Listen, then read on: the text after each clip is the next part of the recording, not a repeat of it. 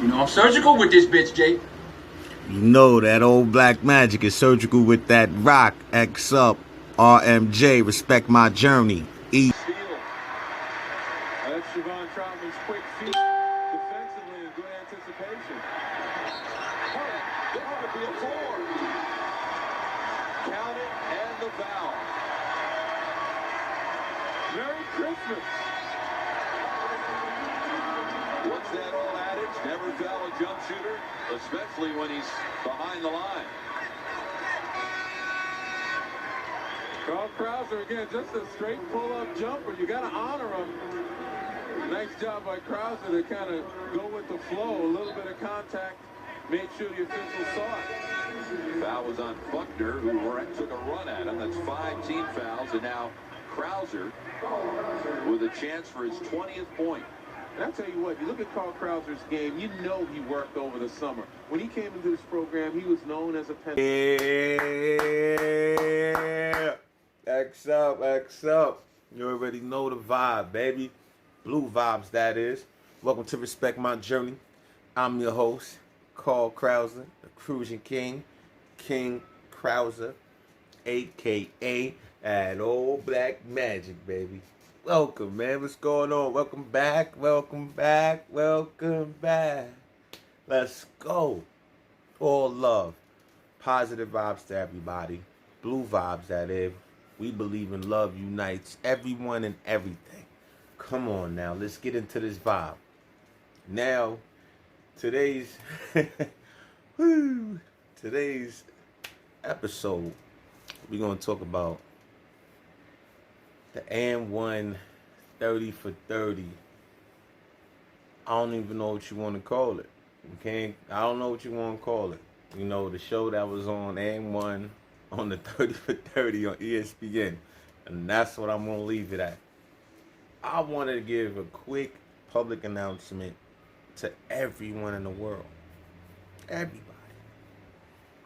Please, and please, I want you to please do not think that those guys from New York that played on the AND1 team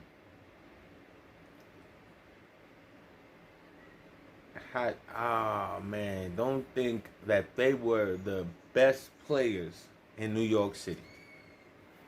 Nice and simple. That's all I want y'all to understand. Those guys were not the best street ball players in New York City. They weren't. They weren't the best players in New York City. Okay? So, I just want everybody to understand that. Because this narrative that they're pushing and that they're talking about right now is like all of these different players now from New York City, like from these street ball games and tournaments, they're all super nice. They all deserve to be in the NBA. Now this narrative is even pushed more.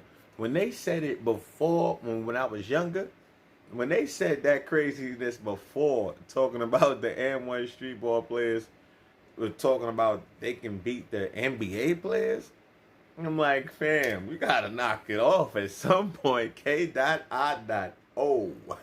Knock it off. Keo, there's no way in the world that is true. Look, man, I'm around y'all. I grew up playing street ball basketball in New York City since like 14, 15 years old. Honestly, since a young basketball player and playing in the streets, I played in all the big tournaments. I played in Dykeman. I played in Rucker. I played in all the big tournaments. All of them. Even I played in the Hunter College Pro-Am downtown too. One game I played. But I played in all the street ball tournaments. So, with that said, it's crazy that some of these street ball players, they don't think that you see, like, they don't think that you were at the games, like you were watching the games or like other people was there. They make up these stories of how they were this nice, how they did this, how they can do this. And I'm sitting there like, man, this is bad. Like, how bad do you want to be in front of that camera? Like, how bad do you need to be seen, Jack? Like, this is sad. Like, this is really sad. The M1 people showed the same repeats of the same things from years ago and try to act like it was something new. And all of this stems from people wanting to be followers. Look what happens when you put out shaky footage and people want to be followers. Look what happens, man. You come out with a bad, rushed product. A lot of these guys are listening to interviews of myself with different people, like Are We Live and a lot of others, man. The Pittsburgh Yinzes and just a whole bunch of other people, man. It's crazy. And salute to the people and respect to the other people who interviewed me, like my man Scott LaRock Jr. and everybody else, like my man C. You know what I mean, CJ? Appreciate y'all, all y'all. Like, I'm talking about everybody, not in this house, everybody. You get what I'm saying? 100%. Joe Dumas, everybody. That all was appreciated because of what I've done in my life. You don't gain that respect from other people if you haven't really done anything in the world and in life, like where people really respect when you playing real competitive basketball. See, the M1 mixtape stuff and the M1 stuff, none of that was competitive basketball. I don't understand why these people act like those made up games and those games where these people were coming on and they going on tour were like real games. They weren't real games. People wasn't playing no defense, letting you throw alley-oops. They doing traveling with the ball and silly tricks. And it's so funny to hear, the NBA's response. The NBA players' response. Oh, comedy. Dang. Fudge cups. I was dying. I was rolling. Yo, I'm sitting there bugging like, because I told y'all, this is crazy to keep thinking that these dudes was nice like that. No, they wasn't. They had some of these dudes doing twerk moves and looking like salt and pepper like this.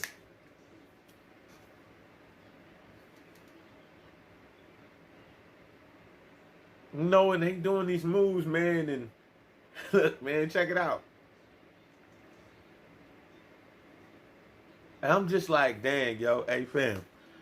When I grow up, I'm used to watch these dudes play. You get what I'm saying? And I'm like, there's no way these dudes could have played in no big time college or took that, like that beating, that pounding pause, went through the work ethic, like the different workouts and all of that, just to gain that work ethic to be able to get to the gym by yourself and get shots up either at night and in the morning, and sometimes at night and in the morning.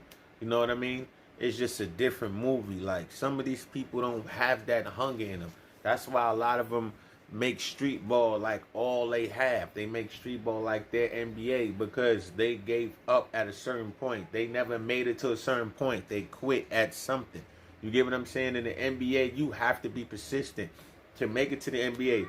You have to be persistent. You have to be hungry. You have to be dedicated. And that's the big word, dedication. A lot of these players wasn't dedicated. They couldn't stop doing tricks in real serious games and different tournaments. It's just embedded in their mind that they're just street ball players. This is how they played. They never got better. They never went to the gym and really worked out. They never really did any drills. They don't do that stuff. They don't remember plays well.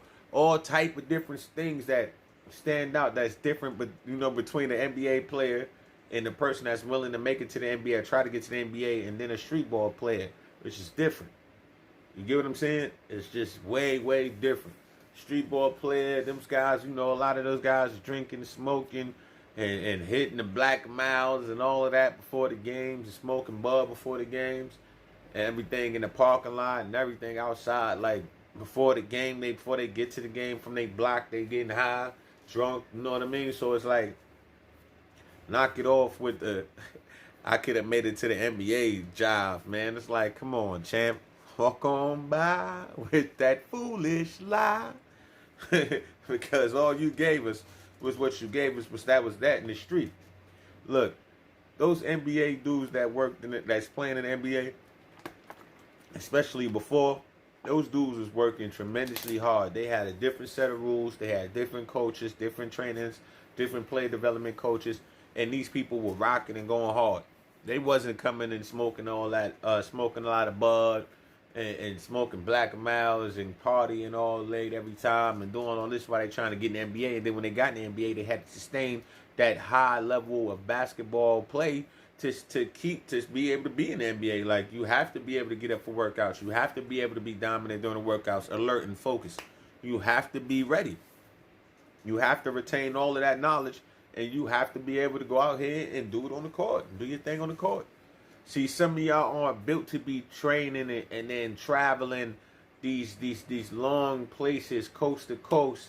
You know what I mean? At certain type of hours, 3, 4 in the morning, getting up for an early game or getting in at 5, 6. You know, just different times. It's more than what you think, man. It's a lot more than what you think. I went through a lot of the process, and I'll get to that later on some other episodes. But when you're watching street ball players, and like I said, I played against these guys. You know what I mean? And I know these guys. You know what I mean? And respect to them. You know what I mean? I'm not gonna hate. Respect to them, man. And I think it was cool. Excuse me, that it was I think it was cool that, you know, AND1 came to them and wanted to pay them to help market their brand and go out there and play into these games. You know what I mean? But they weren't serious games, so you gotta take that to a fact. You gotta take it to a fact you guys were in shape. You gotta be able to look at your body and tell, man, come on. None of y'all look like y'all could have played the NBA, man. You got to understand your moves, too. We watched your games. We watching the moves. No, we watching the defense. We watching the height, everything, the athleticism. It just wasn't NBA caliber talent on the AND1 mixtape team at all. You get what I'm saying? And that's just respectfully the truth. Like, everybody be trying to lie and say, oh, I could have did this because somebody else did it. Damn, that's a hate move, okay? You're not as nice or as good as the other person that you're talking about. You need to knock it off. It's just that simple. Comedy. Knock it off, though. There's so much hate when people see other people accomplish things and they feel like, oh, I play ball too, champ. But you play ball on a different level. You play ball at a different school. You play ball against different talent. I told you, taking all of those wow pictures and thinking that joint was cool, and you all are doing that, asking everybody for pictures. No, them people don't really know you and they don't respect you on that level. It's knock it off. It's not the truth. I've told y'all. I've been on that level. I'm in that tier. What are you talking about? Man, I told you they kept me out for a reason. And it wasn't because of the skill. Get what I'm saying? But y'all didn't have a shot. Y'all, that's just not a y'all thing, man. Nobody was going to trust neither one of you guards to run a team out here looking like salt and pepper like this.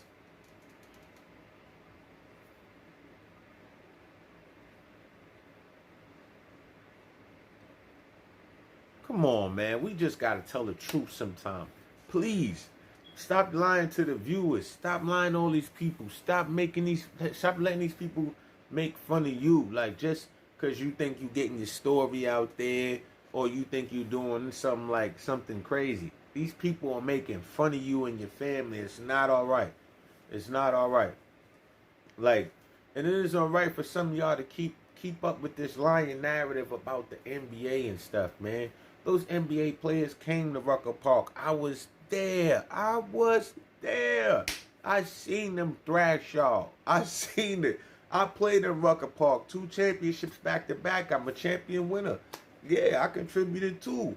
I'm a really good basketball player. I'm just saying, I'm nice. Yeah, I'm different too. Play both ends of the floor. Both ends. See, a lot of y'all don't play both ends of the floor. And I got that extra burst of energy. It's super duper extra.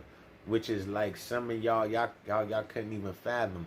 Like, that's because I worked out. I trained hard. Some of those players never really worked out and trained hard like that. It's just not in them. They'll give up and quit. They're not physically built to sustain and last against an NBA player or NBA season. They're just not that. So everybody in the world, I want y'all to understand, boys and girls, this is the truth. I told y'all before, I played against these guys. I used to be killing these guys, man. That's what I'm saying. Like, and I watch other people kill them. I told you, I watched NBA cats coming and killing. I've been killing these dudes since I was a young kid, a young teenager. You get what I'm saying? So picture, in my mind, I always never thought they was good like that. I'm just saying, it's that New York competitive factor. I'm telling the truth. I didn't think they was that good at all. You get me? So I used to wonder why certain people had certain nicknames. I was so freaking confused as a young kid. I'm like, knock it off. What? His name is what? When he gonna do this? When is this? When is that? Well, we ain't gonna show us this. Oh man, certain people just had ridiculous nicknames. And it was just like, all right, man, I get it. I get that y'all trying to pump the tournament and everything else, but it's like, you know, it's like false advertisement, man. False advertisement. Exactly how it is. It's bugged out, chat. Like, yo, you got dudes talking wild, crazy, super spicy. Like, they was OD killing. Dudes was getting 30s and 40s put on their head. People was looking at them like they $2 for $1. Like, you was too small. It's bananas. I'm lost. I'm confused. Help me. Ninja, help me. What? It's OD crazy to keep thinking. You can look at them and look at their body. Come on, son. Come on. Like, look at them. They gotta knock it off, man. It's just wild, man. It's just a perfect example of being delusional, man. Perfect example. And the NBA people are telling y'all their response and how they feel about y'all. And I know that must have.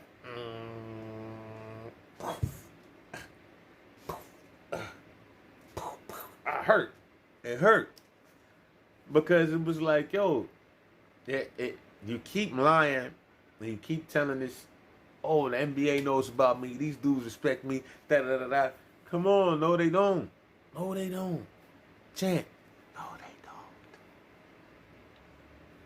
They don't respect y'all, man. So the more the truth come out, the more funny it is because of people wanting to be on camera. But hey, it's your fault. You put yourself in this position. You put yourself in this situation.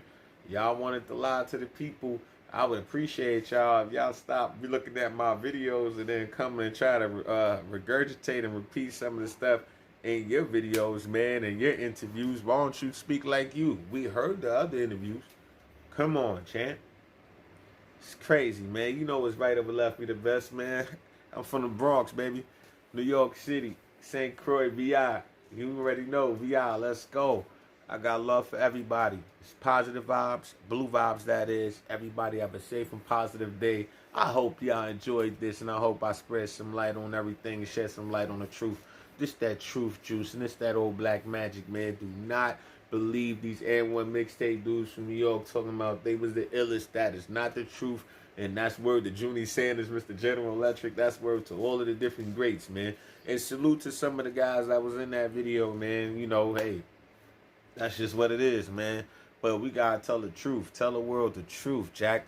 Y'all wasn't like that. Don't do that, man. This is crazy. That's why I'm gonna do what I do soon, baby. All right, y'all. Check it out, man. Like, subscribe, hit the thumbs up, man. Do your thing, baby. Show me some love. Show me some love. Please. Thank you. Peace.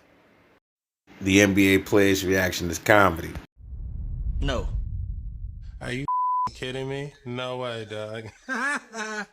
We just train professionals. You know, we play basketball on days that we don't want to play basketball. I remember Hot Sauce going to the Pro-Am, getting his bus. Like, yeah, Hot Sauce. My new subscriber, Matt, thank you for all the love. RP and moms, I appreciate you and I humbly respect your journey, man. Thank you, and good people like you always should be respected.